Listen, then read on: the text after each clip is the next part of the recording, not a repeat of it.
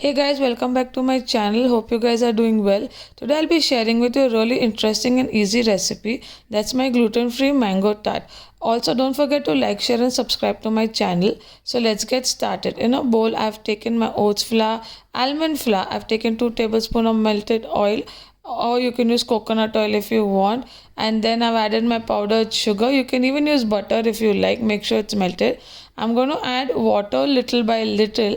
You can add a water till the dough is formed, and also I prefer to add a little bit of milk because it really helps in when you're rolling the dough. The dough does not break. So once this is mixed well, you can see how my dough is formed.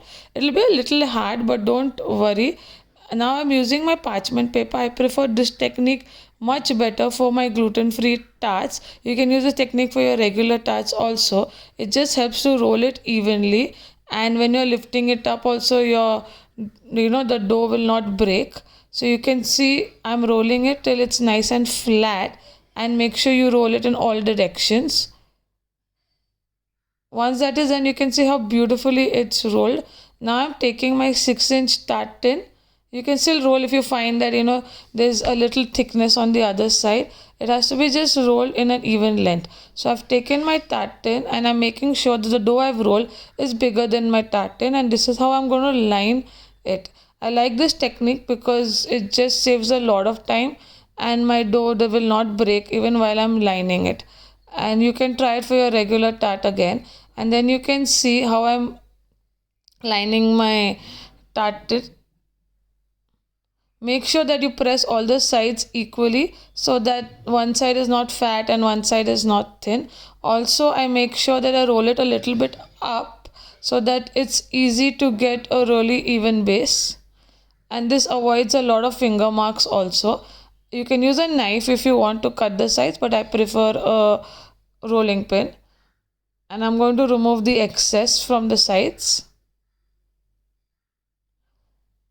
I hope you like this technique and you try this technique because it really saves a lot of time.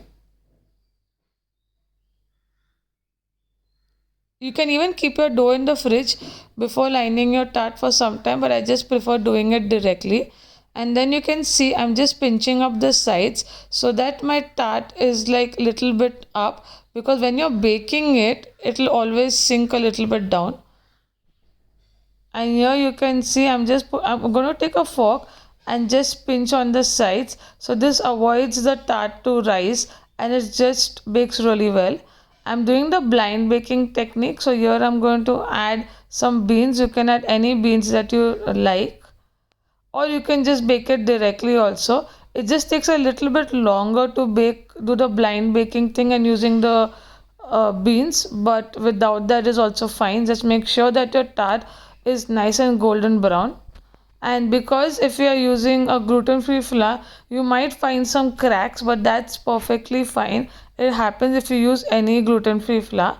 And you can see that once my tart is cooled down, I am adding, like, I've added melted dark chocolate. You can add cocoa butter.